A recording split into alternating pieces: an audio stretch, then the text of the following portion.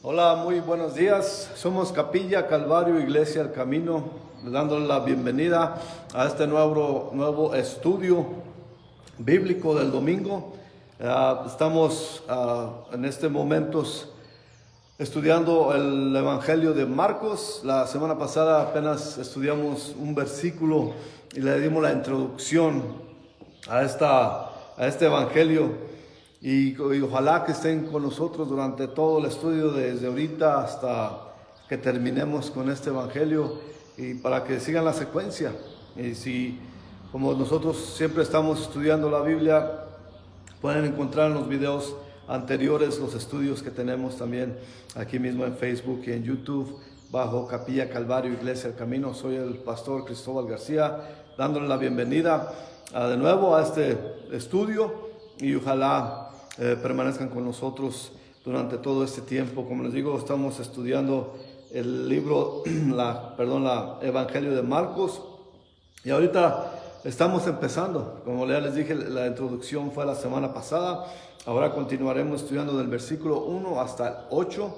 Así que mientras buscan en sus Biblias, siempre les exhortamos que tengan sus Biblias con ustedes para que vean que lo que estamos estudiando es la palabra de Dios, las Escrituras, y solamente las Escrituras nos enfocamos en ellas, y es todo lo que hacemos, porque no contamos en nuestra propia habilidad, ni en nuestra propia mente, ni en nuestra propia palabrería, sino que estamos solamente lo que es en la palabra de Dios, y eso es lo que hacemos nosotros aquí en Capilla Calvario, Iglesia El Camino.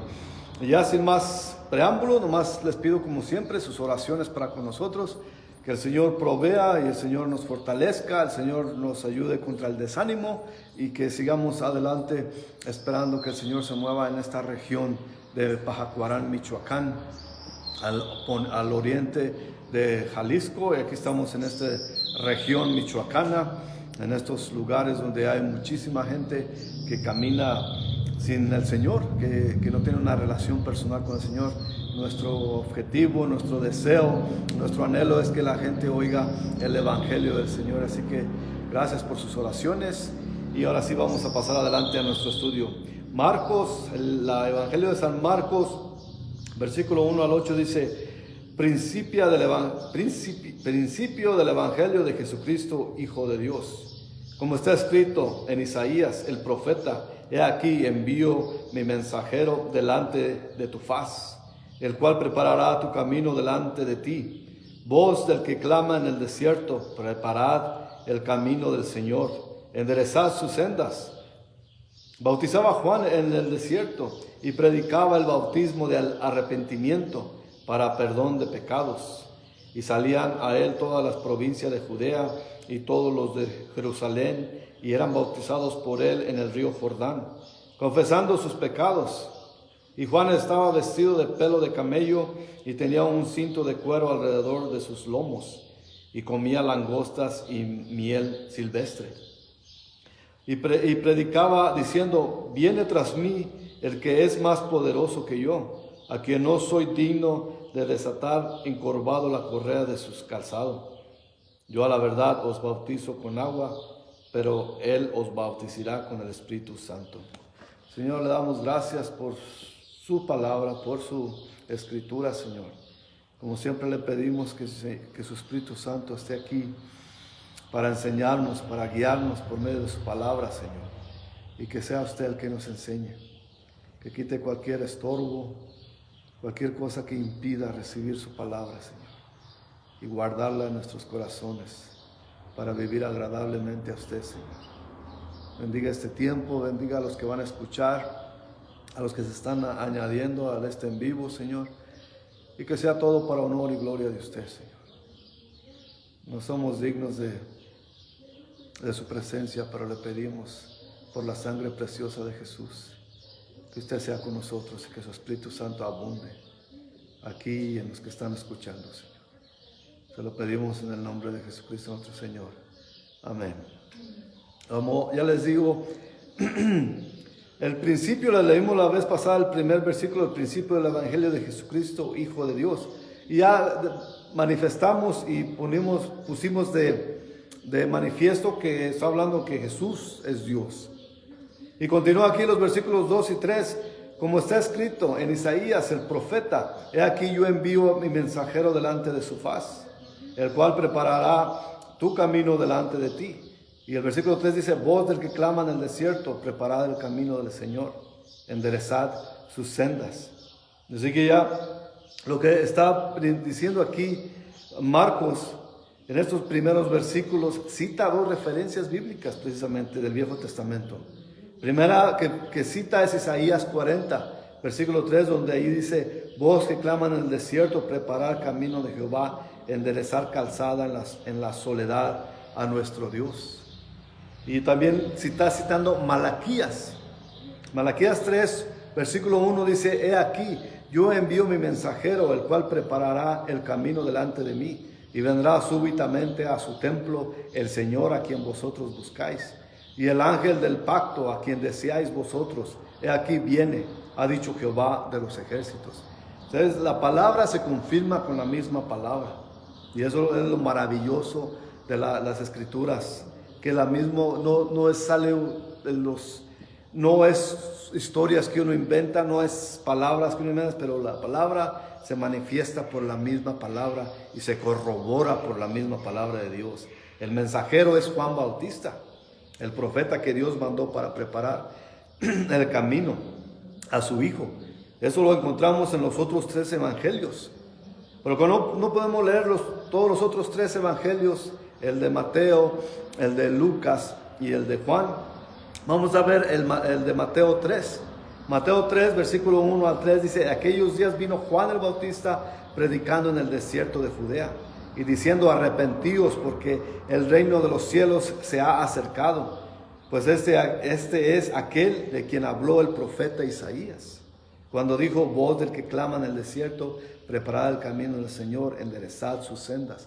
Juan Bautista es el último profeta que hubo del Viejo Testamento. En los tiempos antiguos se sabía que cuando el rey visitaba sus provincias, su reino, sus lugares, mandaba mensajeros por delante para preparar el camino, porque muchas veces los caminos estaban llenos de baches y querían que todo saliera bien cuando ya fuera el rey a esos lugares, que los caminos estuvieran bien transitados, que pudieran ser transitados, con las carretas y pues no hubiera problema alguno. Así que reparaban los baches, le avisaban a la gente: ahí va a venir el rey, así que prepárense. La gente adornaba sus lugares, sus casas, y no está muy lejos de eso hoy en día. Sabemos que cuando los líderes políticos viajan a lugares, mandan a gente preparando el camino para arreglar las fachadas de las casas, que se vea bonito el lugar, aunque sea solamente una fachada. Y sabemos también cuando los líderes religiosos viajan a países que van por la vía donde va a pasar, arreglan todo, que se vea bonito, maravilloso, que todo se vea bien. Bueno, así estamos hablando de esos tiempos.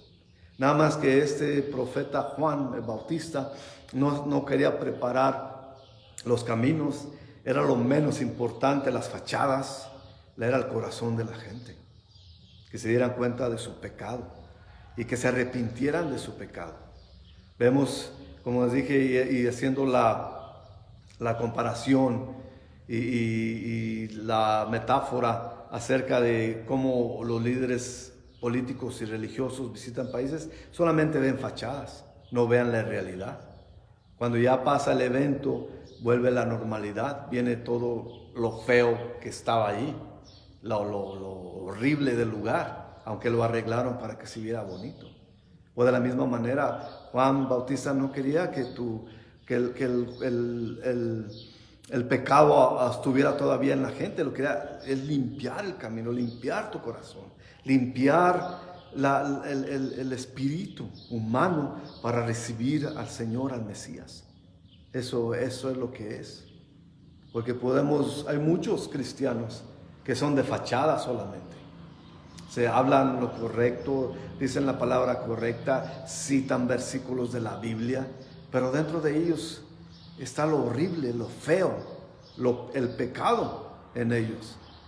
Y eso es lo horrible. Así que no estamos buscando una fachada, estamos buscando un verdadero ser interior donde reconocemos nuestro pecado, nos arrepentimos de él y queremos recibir a nuestro Mesías. Esa era la manera que podemos ver el acontecimiento que estaba haciendo Juan. Porque él era su deber. Para eso nació Juan. Y es increíble cómo Dios puede usar a alguien.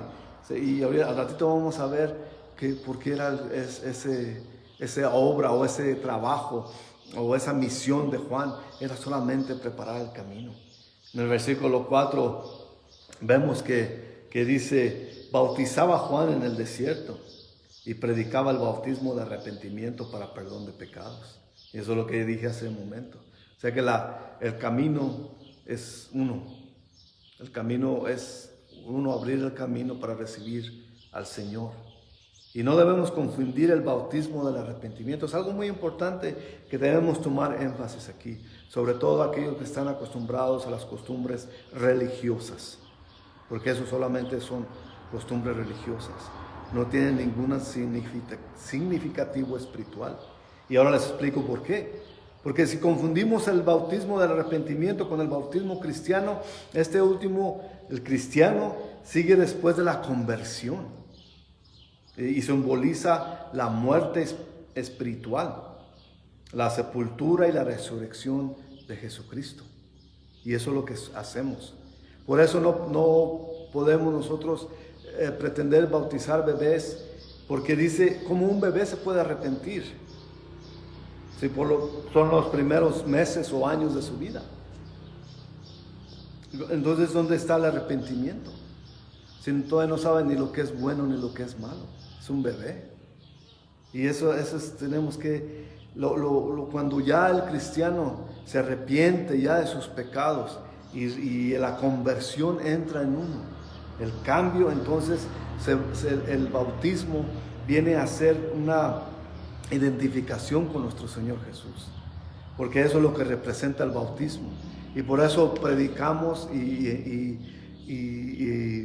exhortamos a que sea bautismo de sumersión, o sea, de meterse totalmente en cuerpo entero el agua, para poder simbolizar precisamente la muerte, la sepultura y la resurrección de Cristo.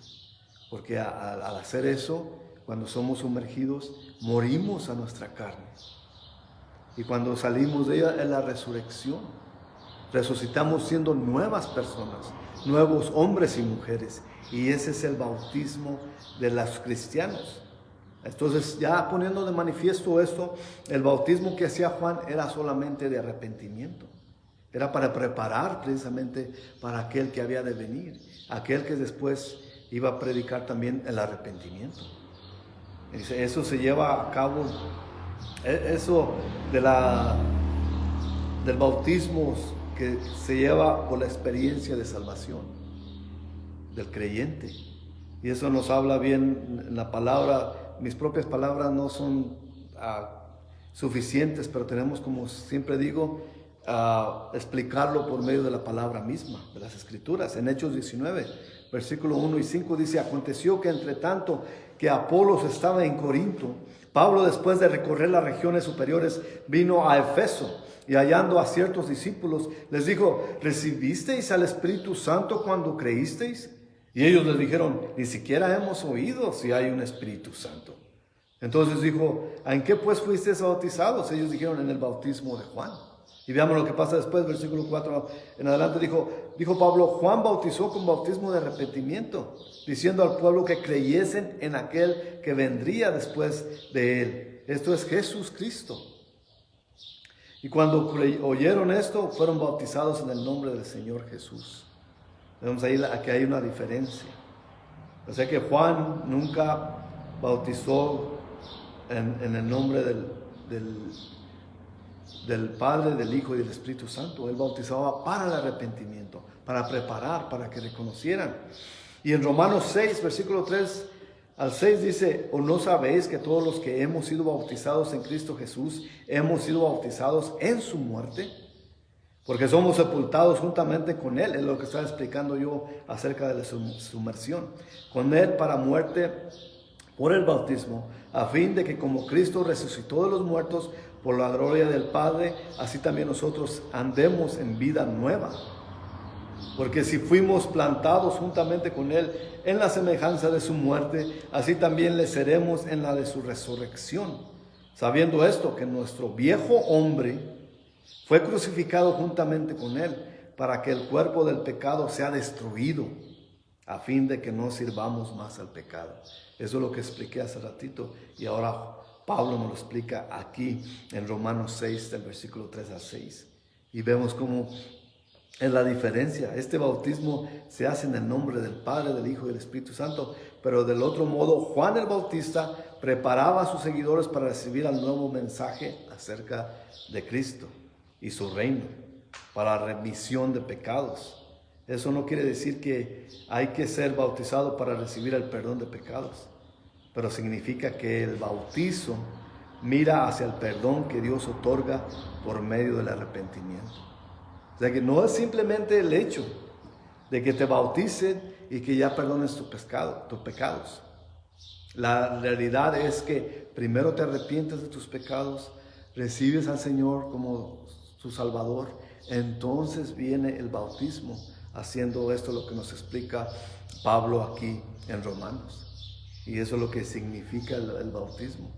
Ahora, ¿por qué? Siempre hay un porqué y siempre hay una explicación el por qué se hay que bautizar siendo adultos.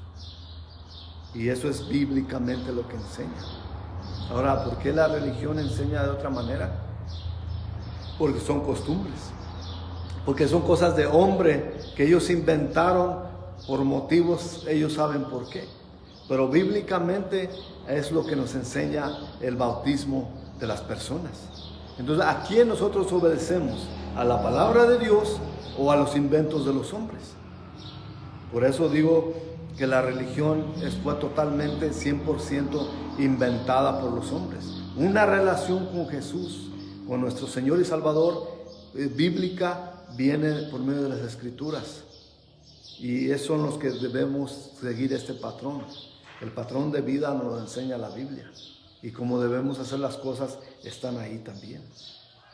Ahora seguimos lo que dice Marcos aquí acerca de Juan. Dice el versículo 5 de Marcos capítulo 1. Y salían a él toda la provincia de Judea y todos los de Jerusalén. Y eran bautizados por él en el río Jordán, confesando sus pecados. Por lo que leemos aquí es que Juan Bautista, estaba llevando a cabo un evento recurrente. Estaba ahí día tras día y solamente podemos imaginar las multitudes de gente que estaban haciendo fila para llegar a ser bautizados. Atraía multitudes. Y como nos lo explica aquí Marcos, podemos casi ver a la muchedumbre caminando, dirigiéndose al río Jordán, haciendo filas para ser bautizados. Cada persona, al ser bautizada por Juan, él o ella admitían ser pecadores individualmente y que necesitaban un Mesías. Ahora, otra cosa también, ya hemos visto que los religiosos venden poquita agua del río Jordán. Hoy en día, el río Jordán, yo nunca he visto en persona el río Jordán, pero se dice que no es tan bonito como era antes, que es un riachuelo ya, pero está feo. Pero lo significativo no era el Jordán, y esos que venden los frasquitos de agua del Jordán, eso no tiene nada de bendito. El bendito es el hecho de Juan bautizar a los que iban allí a arrepentirse de su pecado. Era significativo el hecho de arrepentirse de sus pecados. El agua podía haber sido Jordán, era los lugares ese y el mar de Galilea, que no era mar, que se le llama mar de Galilea, era un lago. Era la única fuente en esa región de agua fresca, de agua dulce, el río Jordán y el mar de Galilea. Y eso es solamente lo significativo. Eso no tenía que ver nada, no tiene nada de santo. El significativo era aquellos que el acto de arrepentirse de sus pecados. O sea que no veamos, siempre el hombre o el maligno quiere desviar la atención de lo verdaderamente santo, de lo verdaderamente puro, que era el hecho de arrepentirse de sus pecados. Ahora, ¿qué están haciendo? Que te vendemos agüita del Jordán, agua bendita, y por lo que uno puede saber es agua de la llave. Pero la gente, por sentirse bendecidos, que llevan agua, ahora que agarran agua y la bendicen y que es agua bendita y que, por favor, el hecho, la fe, es lo que es el significativo. Los elementos provienen de Dios, pero esos no son los que salvan a la gente. Es la fe, es la actitud del espíritu humano. Y tenemos que tener eso en consideración. Así que no se dejen engañar, que vendiéndole piedras del río Jordán, que vendiéndole agua del río Jordán, eso es puro negocio. Necesitamos ver lo que es significativo. En este caso era que la gente venía en muchedumbre, en multitudes, a reconocer que eran pecadores, porque era lo que exhortaba Juan el Bautista, que reconocieran sus errores, sus pecados, y se prepararan para recibir a su Mesías. De la misma manera nosotros preparamos nuestros cuerpos, nuestras mentes y corazones para recibir a nuestro Señor, arrepentirnos de nuestros pecados, porque sin arrepentimiento del pecado no hay salvación. Eso es lo significativo. Y aquí vemos cómo describe Marcos a Juan, ahora en el versículo 6 de este capítulo 1 de Marcos. Dice, y Juan estaba vestido de pelo de camello y tenía un cinto de cuero alrededor de sus lomos y comía langostas y miel silvestre. Vaya, qué dieta, ¿verdad? Eso deberían ser ahora con tantas dietas, esos del keto diet, y de la dieta del keto, de la dieta de quién sabe qué, de la dieta de la carne, que todas esas cosas, o por qué no mejor comen miel y acá abundan las langostas aquí, las chochos que se llaman, los saltamontes. Después sería buena dieta. Pues yo no me imagino, pero vemos cómo Juan Bautista vivía. El ángel Gabriel anunció al padre de él, que el ángel Gabriel quiere decir el poderoso de Jehová, el poderoso de Dios. Y ese era el mensajero, el ángel. Sabemos que el ángel Gabriel era el mensajero de Dios. Y el ángel Miguel era el guerrero, el ángel guerrero, el que iba a pelear contra los huestes malignas. Pero bueno, el ángel Gabriel le anunció a Zacarías que su hijo Juan iría antes del Cristo. Y ese era su trabajo, como dije antes, ese era su deber, ese era para lo que nació Juan el Bautista. Sabemos que la mamá Elizabeth de Juan Bautista no pudo concebir hasta sus años viejos. Sabemos también la historia de Zacarías, que no se lo podía creer al ángel. Zacarías era uno de los sacerdotes que servían en el templo. Y su mujer ya estaban de edad avanzadas. Por cierto que Elizabeth era prima de María, la madre de Jesús. Bueno, esa veremos otra historia, pero aquí lo que estamos viendo es que ya se le fue anunciado lo que sería Juan en la historia de la humanidad. En Mateo 17, versículo 10 al 13 dice, entonces sus discípulos le preguntaron diciendo, ¿por qué pues dicen los escribas que es necesario que Elías venga primero? Y respondiendo Jesús les dijo, a la verdad Elías viene primero, restaurará todas las cosas.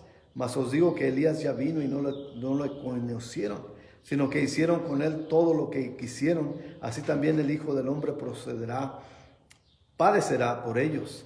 Entonces los discípulos comprendieron que les estaba hablando de Juan el Bautista, que venía en el espíritu de Elías. ¿Qué quiere decir esto? El espíritu de Dios. ¿Quién le daba poder a Elías en el Viejo Testamento? El espíritu de Dios. Y el mismo espíritu de Dios que empoderó a Elías es el que está empoderando a Juan, que él tenía la fuerza y la personalidad de Elías. Pero también aún Juan se vestía como Elías. Vemos eso, podemos verlo en Segunda de Reyes, capítulo 1, versículo 8. Dice, y ellos le respondieron, un varón que tenía vestido de pelo y ceñía sus lomos con un cinturón de cuero. Entonces él dijo, es Elías Tisbita. En muchas ocasiones los siervos de Dios son similares. Muchos cientos de años, si no miles de años después de Elías, surgió Juan el Bautista, que venía en el mismo poder y en el mismo espíritu que Elías, que es Dios. Dios que empoderó a Elías está empoderando a Juan Bautista. Entonces de esa manera podemos ver que eso es lo que pasó.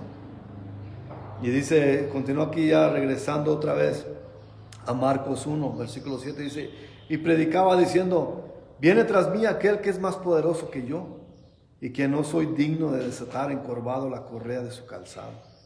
Aquí me saltan dos cosas importantísimas. Juan, el Bautista, no está aquí siendo falso, demostrando falsa humildad. Está diciendo lo que es. Quiere decir que él predicaba constantemente y él tenía solamente un mensaje. Solamente un mensaje, hablando acerca de una canción que es repetida.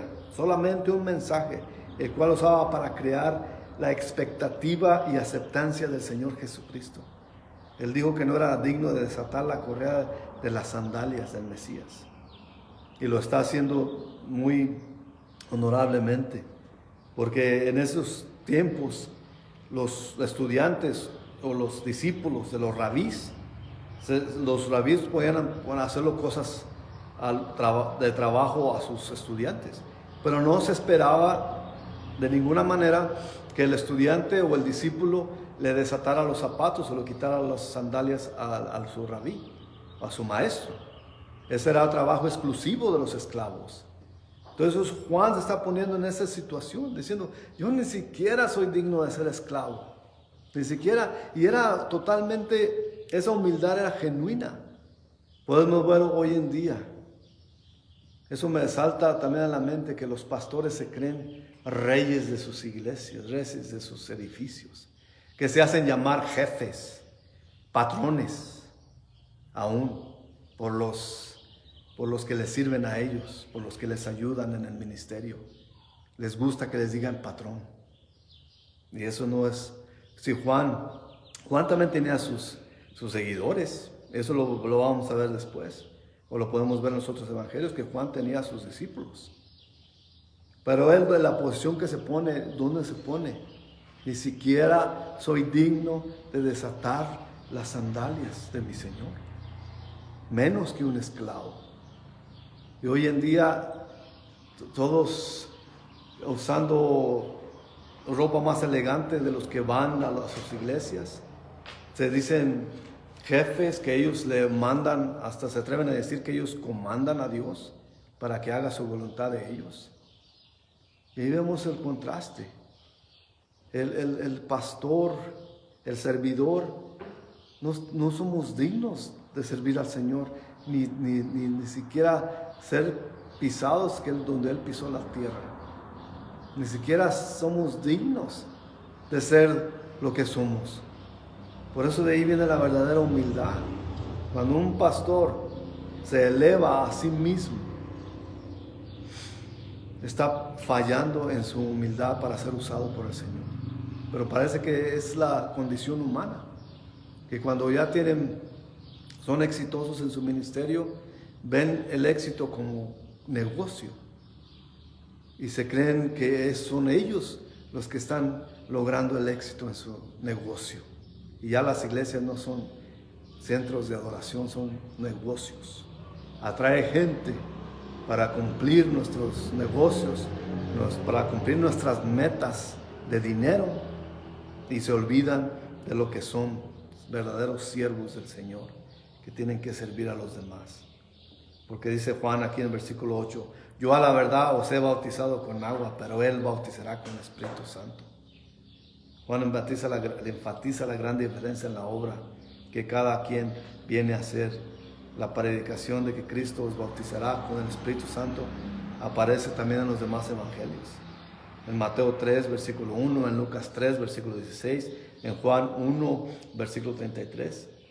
Y el mismo Señor lo repitió en Hechos, capítulo 1, versículo 5. Porque Juan ciertamente bautizó con agua, mas vosotros seréis bautizados con el Espíritu Santo dentro de no muchos días. Fue cuando el Señor los mandó a Jerusalén, a los apóstoles.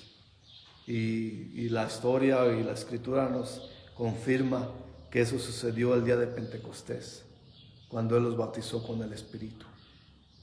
Y está hablando de un evento también. O sea que no podemos nosotros volver a reactuar eso. Muchos de los cristianos, especialmente los pentecostés, quieren repetir eso cada vez que se reúnen. En eso de hablar en lenguas y de ser tomados por el Espíritu o llenos del Espíritu. Pero ese fue un evento singular, donde Jesús cumplió que iba a bautizarlos con el Espíritu Santo. Y ahí vimos que dos eventos en el capítulo 2 de Hechos, donde Pedro fue empoderado por el Espíritu Santo. Cuando él predicó con el poder del Espíritu Santo. Y cuando el Espíritu Santo se postró sobre todos los que estaban ahí con lenguas de fuego sobre ellos. Y otra cosa muy importante para esos que animan a los que están hablando en lenguas y que les dicen que si no hablan en lenguas no son salvos. Eso es muy peligroso, porque no todos se les da el don de lenguas.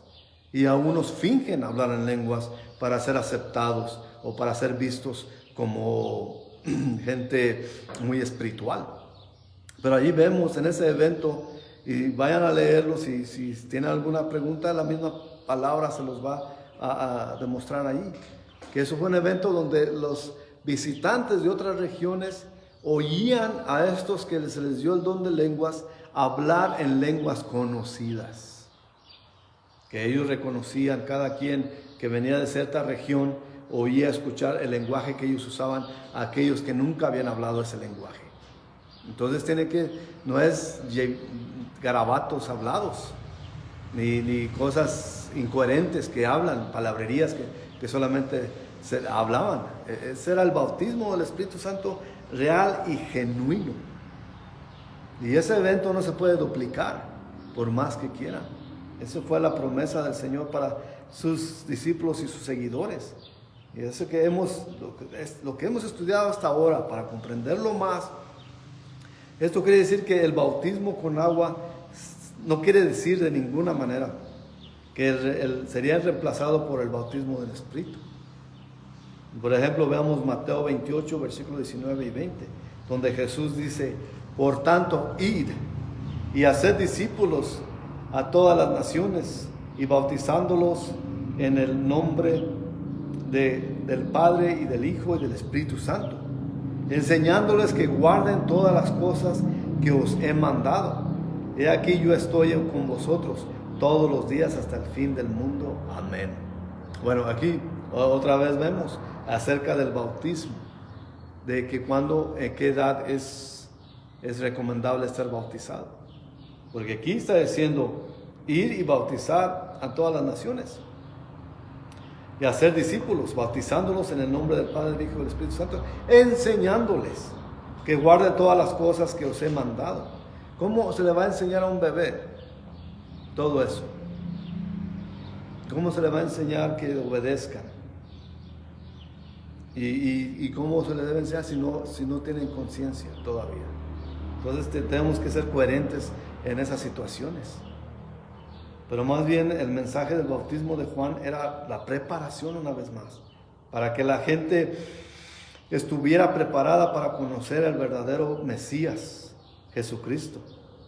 Los apóstoles seguramente fueron bautizados por Juan, porque el Señor fue bautizado por Juan. Y ahí ya después leeremos también eso ya en los siguientes estudios. Pero lo que podemos ver es que los discípulos también empezaron a ver, algunos de los discípulos de Juan siguieron a Jesús, porque él siempre dijo que él no era el Mesías. Y eso lo veremos más adelante. Pero lo que queremos ver aquí acerca del bautismo con agua de qué quiere decir, qué significa y cómo es que se hacía y cómo es bíblicamente. Esa transición no entendí yo, o nunca he entendido por qué pasó a ser de aquí lo que vemos escrito en la Biblia a lo que has venido a hacer religiosamente en estos días, donde la religión te enseña que debes bautizar a tu bebé. Porque muchos dicen, bueno, es que no quiero que el bebé, porque hasta incluso enseñan que si el bebé muere cuando no es bautizado, se va a ir al limbo, que ni un lado ni otro. Eso es mentira. ¿Ustedes creen que el Señor va a castigar a un bebé inconsciente de lo que es? Cuando desgraciadamente se mueran los bebés, se van a estar con el Señor. Están con Dios porque ellos no tuvieron tiempo de pecar conscientemente. Sabemos que muchos niños pecan porque esa es la condición humana, que son egoístas, que son peleoneros, que son traviesos, pero eso es solo lo que es un bebé. Pero de eso a que se pierdan porque no son bautizados, esas son mentiras que vienen del infierno, y los que enseñan eso no tienen consideración de la gente al enseñar esto. Así que ojalá que hayamos entendido lo que vamos estudiando hasta ahorita y lo que es la humildad de Juan el Bautista, y sobre todo a eso, que al mundo vino para preparar el camino del Señor, y eso fue su obra, fue su trabajo, para eso nació y creció. Era más o menos de la edad de nuestro Señor Jesús. Le llevaba como 6 meses de edad. Así que eran de la edad y eran primos en la carne, eran primos. Porque María, la mamá de Jesús, y Elizabeth, la mamá de Juan, eran parientes. Eso es nomás como una razón histórica y para ver lo que Dios quiere que hagamos en sus mandatos y en lo que Él ordena de acuerdo a cómo debe ser el bautismo. Así que vamos a orar y nos veremos la próxima vez. Señor, te damos gracias, Padre, por este estudio, Señor, y adentrándonos más en este estudio del Evangelio de Juan, le pedimos su unción, Señor. Le pedimos que nos ayude a entenderla, a recibirlo y a ser instruidos y edificados por medio de su palabra, Señor. Denos de su poder, Señor, así como empoderó a Juan con el mismo poder que empoderó muchísimos años antes a Elías. Ese mismo poder está disponible para nosotros, Señor. Empodéranos para predicar su evangelio, Señor, la salvación, y para predicar que la gente venga al arrepentimiento, Señor, y reciban al Mesías que ya vino, que llegó a este mundo, que su misión vino a salvarnos de nuestros pecados, que murió por nuestros pecados, que su sangre preciosa nos redimió, y que ahorita está sentado a la derecha del Padre, Señor, y que está intercediendo por nosotros, los que creemos en usted, Señor. Ayúdenos, Señor, a predicar eso al mundo incrédulo de allá afuera, Señor. Denos paciencia, denos amor, denos entrega, Señor, para no desmayar en medio de esta difícil tarea, Señor.